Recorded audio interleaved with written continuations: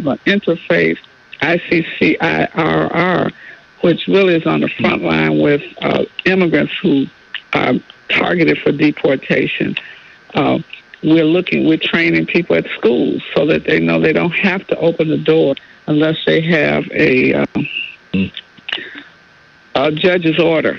And, so because these ICE agents come with hoods and masks, so you don't even know who they are. Right. So they're not identifying themselves properly.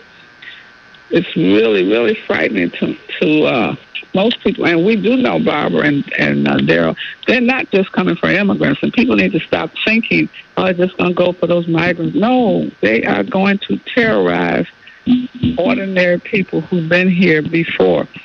We're telling people to make sure you have an ID.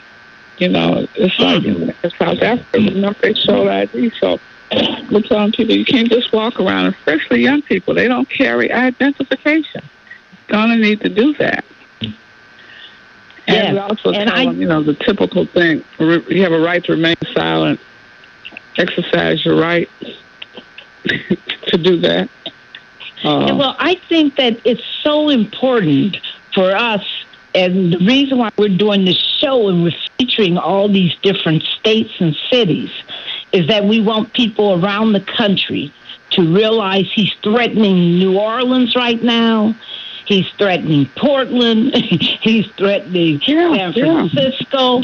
He's threatening the whole country. Don't leave Baltimore out, Barb. Don't leave Baltimore out. And, of course, Baltimore is, just on its line. And it's all, most of the cities we notice have been, predominantly black. So this is all about trying to scare people to death so that he can win and so that they can win the House in 2026. We know what's going on. But, Alex, you learned so many lessons because you were the first really attacked, although he went into L.A. first on this immigrants. But he came into D.C. on the racist message of black people as criminals and attacking the homeless. I mean, he switched it up. And in Chicago, he's doing both. He's, he's using that same, anti-crime and also his same, vicious, attacks on immigrants. What lessons, Alex, have you learned in D.C. that you want to share with Chicago, New Orleans, and other cities being threatened with federal troops or pervasive ICE takeovers and operations? What have been some of your top lessons that you want to share right now to all our listeners in 45 different cities throughout the United States? Yeah, well, we've learned so much, and certainly one of the things is what you just mentioned, right, which is that we all need to be in solidarity, that if they are coming for one of us, we need to treat it like they're coming for all of us. And just like if you mentioned that if they come for one part of our community and we don't pay attention to that because we're not part of that community, it just means that there will be fewer people left to fight for us when they eventually, inevitably come for us. And so we are very intentional about showing up everywhere these forces appear, no matter who they're targeting, because if they are targeting any part of our community, they are targeting our entire community. So that's one, for sure. We have learned a lot of things specifically about what works for these agents, with these agents who are attacking people, but we've also learned a lot from history. And specifically, Free DC has built our organizing principles around what anti-authoritarian movements throughout history have done. And you mentioned the 8 p.m. noise making where people go outside and bang pots and pans at 8 p.m. That's not something that we made up. That is something that anti-authoritarian movements, especially in Central and South America, have used as a way to, when it's not safe to go outside, because there's so much police. You make noise. You can do it even just out your window as a way to signal to other people that the resistance is still alive. And that's something that we are worried, and we are building in preparation for it. That is where, that's where history teaches us we are headed, unless we take decisive action to turn the ship. So things like that are things that we have learned from other movements through history. Some of the other things that other movements have taught us is, number one, to not obey in advance. And this idea that, like, oh, well, if we just negotiate with them, if we bargain with these people, with this administration, they'll help us out, is fundamentally wrong. This administration is out for as much power as they can get.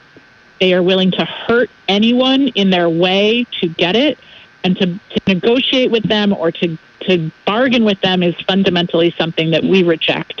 So all of these, we were just talking about this. They have asked our local ANC commissioners, hey, do you want the National Guard to come and do any landscaping in your communities? And we say, no, we do not want that. Stay away from us. Go home. We reject that out of hand. But that's something that, a lot of the ANC commissioners, which are our sort of like hyper-local elected officials, are sort of like, oh, maybe that would be nice. Like, oh, we could use some trash pickup help. And so we really have to be vigilant about it, that like they're going to try to get in any way they can, and we have to not obey in advance at all. The second thing that we have learned that we center in our organizing is to prioritize joy, because it is very difficult to oppress a joyful people. And in D.C., that means first and foremost go-go music, that means dance, that means space, that means food. It is just way harder for this administration to do what they want if everybody is feeling connected and grounded and, in community with each other. It just makes it a lot harder, and it also helps us, because these seeing soldiers with AK-47s or whatever they are is scary. And in order to move through that fear to courage, you need those community tools of joy, of faith, and food, and things like that. So that's second. The third is that we take up a lot of space. So those noise making is something that we do every night. We have plastered the city with flags and banners of Free DC. You'll see, if you come to DC right now, you will see signs everywhere that say Free DC, because it's this idea that if you do not see and hear that other people agree with you, it's very easy to retreat and feel fearful and turn inward and stop fighting what is happening. And so it really helps us all when we see and hear from our allies in the fight that we're still in it and we're still together. And then the last thing is that we know we need to organize, and that is something that we have been seeing all the time since this occupation began. People in D.C. are rising up to keep each other safe in a couple of ways. So first, we've seen our school communities, all of the parents and teachers in D.C. schools. We have 99,000 students in the D.C. school system here, and they all just went back to school earlier this month.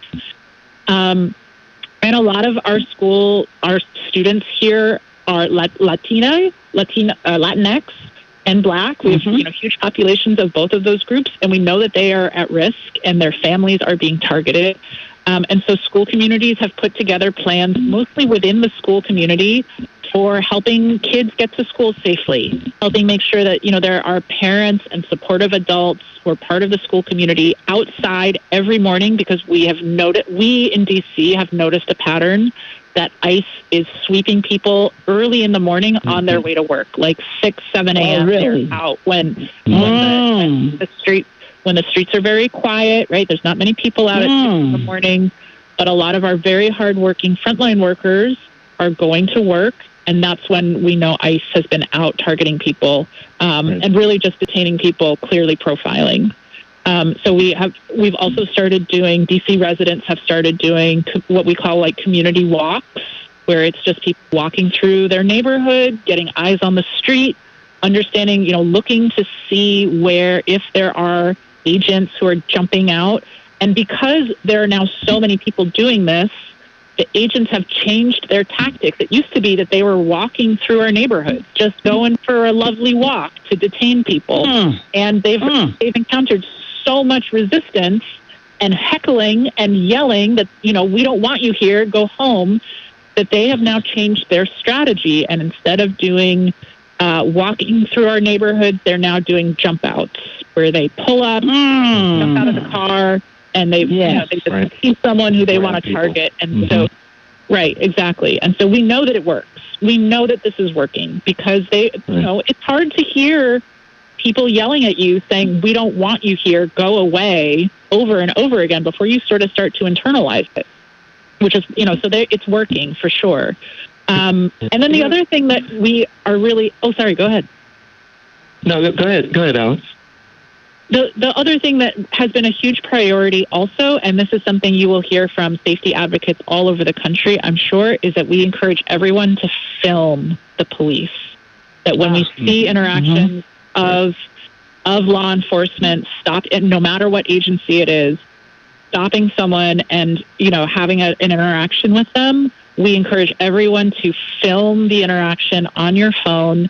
And DC created, some of the community groups, I should say, have created a unified place for people to upload that footage. Nice. filmthepolicedc.org. And for anyone listening, if you're in DC and you witness a police interaction, a law enforcement interaction, film it and upload it there so that we can get a better understanding of the patterns that these agents are following.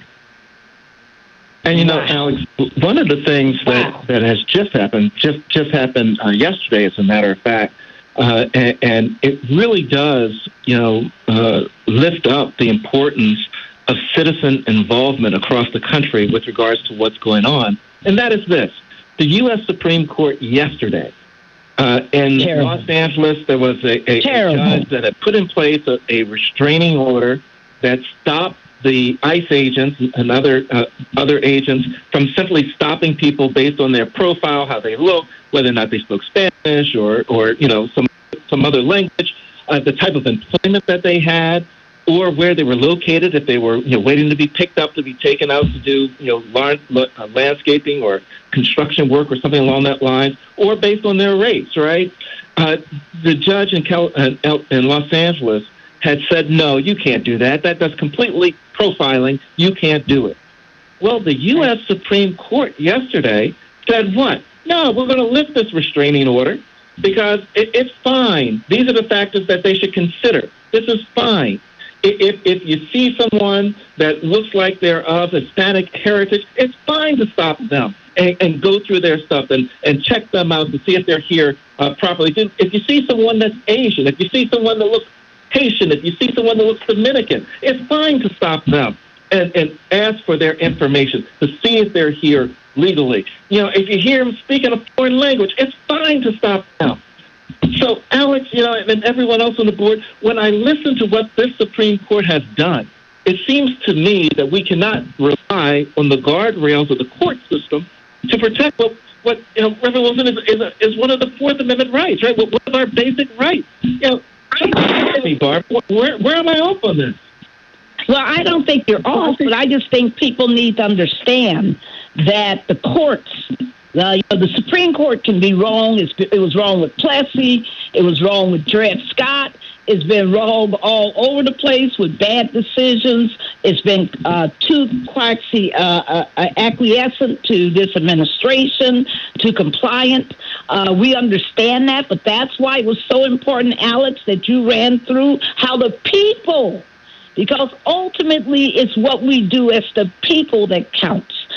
So having said that, I want to talk to each and every one of you about your leadership, because it's in these times that leaders matter. So, Eboni, why have you? You're a mom. You got so much going on, with your, just taking care of your community. Why have you decided that you must be a leader in this time? Ooh, that's a good question. Okay. I would say community relations is the key to leadership, right? And how we empower and how we uplift others, really, our relationship with others is how we get there.